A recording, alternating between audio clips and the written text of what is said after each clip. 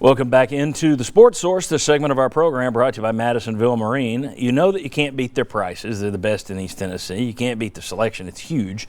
Customer service is fantastic as well. So whether you're looking for a new boat or a used boat, you like your used boat from down there, don't you, Bob Hodge? I don't like my used boat from down there. I love my used boat from down there. There you go. He likes to scare me, folks. Bob Hodge has been touting the greatness of that boat for not 15 years. How long have you had it? Oh, I've just had it 6 years. 6 years. Is that all? Oh, okay. Madisonville Marine. He's scaring Tremendous. you. What's that? He's scaring you. Yeah, he's scaring me. Yeah, I haven't had that long. All right. There's, let's see. What was it? Oh, yeah. There's a show in town that does a segment called News and Notes. And I'm just going to rip that off. Is that okay, Jimmy? Sure. Okay with that? Right. Go for it. I'm just going to throw out some news stories, and you guys can react to them. First of all, in a surprise move a couple weeks ago, UT hired a new chancellor. Well, we knew the chancellor was going to be hired. The surprise part was it wasn't Brian Nolan from East Tennessee State. It was actually, and I've heard her name pronounced 15 different ways, so I'm going to say Dondi Plowman. Could be Donda, could be Donde. Not sure. I'm going Dondi. Once I hear it correctly pronounced, or the same way twice, I'll do it that way. She comes from Nebraska, so she has experience at a school that is a big athletic school. She's also been at UT before, so she knows the culture here. Thoughts? I mean, I'm surprised that it wasn't Nolan. I think that was who. It's a little like David Blackburn. Everybody looked at it and thought, oh, it'll be him, and it turned out not to be him. But, Jimmy, your thoughts on this hire? Any observations? I thought that Nolan was the right hire. I don't know how hard Nolan went after it or wanted it, because at one point a couple of years ago I was told he wasn't sure he wanted that job, but I thought it would go in that direction. Hiring another female, we'll see. Certainly it'll work out better than the last one, and I think she has a better understanding of Tennessee's culture and of athletics. Okay. Anybody else have a thought on this one? Yeah, I read a story about it. Seems solid. You know, I thought they would hire a president before they hired a chancellor. So you would think that you would want to do that, but not at Tennessee, baby. David, you've only been here a short while. You're in for a heck of a treat in covering this. Down this is up, university. up is down. That's the golden rule I've learned from Tennessee. That is the golden rule. All right, the New York Jets blew up. The golden rule of the New York Jets is it's just always down. But they blew up their general manager this week after he picked the new coach, after he led the draft, and after he spent about $100 million in free agency. Now's the time to fire him. Perfect sense for the JETS Jets. Anyway, their head coach is Adam Gase. He's big buddies due to his 1 year with Peyton Manning. He's big buddies with Manning. Manning helped him get the job at Miami where he was fired, now he's with the Jets. The talk now, and it may just, I heard it start immediately on talk radio, and I just wonder if that's not where it's gone, but supposedly Mike Florio, Pro Football Talk, is now reporting that around the league, people in league circles are talking about the Jets may make a run at Peyton Manning as their general manager.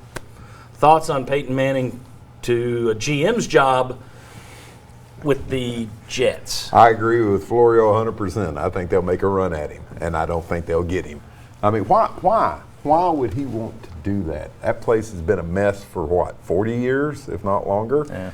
I just don't. If he gets back into an NFL job like that, I just don't see that being the place he would do it. I love Sam Darnold, though. I think they've got I'll be wrong, but I think they've got the next great quarterback. And I think Adam Gase probably the right guy to teach him. But boy, if I'm Peyton Manning and I can be GM Manning would anywhere, like that kind of media coverage either. He's seen it with Eli. he can live in Eli's utility room. You know, save That's money. a good reality show. I'd watch that. Manning Brothers. The thing that's interesting about that is that Peyton has so much done things like his dad did, and his dad never thought it would be smart to get into coaching or being a GM. He would do color radio. But does Peyton Manning look at what John Elway has done with Denver and think, that's pretty attractive to me? I don't know Manning well enough to know where he wants to go, but I don't know that he wants to get into that kind of situation where he's hogtied to a job and doesn't have that much freedom. And you can look at the Elway thing two different ways. If you told me after they won the Super Bowl and been to another one, oh man, he's stepped in, he's great. In fact, I was saying that. He hadn't been real good at spotting quarterback since then. They've been struggling. Wasted a really great defense. So if I'm Peyton Manning, he's got this, what looks to be, the trailers anyway, they're going to do ESPN Plus series. It's on their website that he's doing with the NFL's 100th season. Looks fantastic. He's opening the new Saloon 16 here in town. That thing's just ready-made to be a chain all over Indiana, Colorado, and Tennessee. If I'm him, I just keep picking and choosing the little projects I want to dip my toes into and never become the villain anywhere. I think that's what he'll do. I agree with you. Because it's kind of what his dad's done. You know, and And we make see- speaking engagements yeah. wherever. And his dad did the color broadcasting he did was Saints Radio, right? That's correct. He never did. Did he ever do a CBS or ABC or NBC or any of that stuff? He was always just a Saints guy.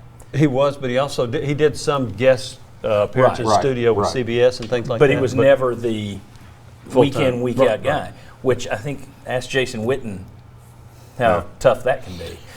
I think Manning would be smart to just spend my money, relax, pick the projects I like. But we'll see. New York Jets would be that'd be a first good thing they did in a long time, aside from drafting Sam Darnold. Darn them. Last thing I wanted to mention, no conversation. This is not news. This is just a note. Former UT walk-on Colton Jumper, fresh off a stint with the Memphis Express and the now failed AAF, has signed with the New Orleans Saints.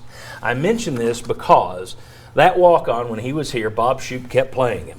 And all of us, I don't know how many times on this show, we said, look, nothing against Jumper, but, nothing against Jumper, but, and the former Vols who were on the show probably took it even further with the fact that Jumper shouldn't be out there. You had better athletes. Kudos to that kid. I hope he makes it. That's, you're one of 100 guys, 90, I guess, that are on the roster right now, but still, for a walk-on to come to Tennessee, to continue to play when all of us in the media, he took a beating from fans, media, and all that stuff. Good for him. So just wanted to mention that. Congratulations to Colton Jumper. Hope he makes the team down there with the New Orleans Saints. He was a Monday night version of Witten his senior year at Tennessee, right? Yeah, I guess so. Getting blasted Getting every blasted. time he turned around. And now that Witten's getting out of the booth, maybe it works out for him too. All right. When we come back, what are we going to talk about? Oh, a new ticket plan for Tennessee football. Actually, a pretty good deal. We'll talk about it. Come on back.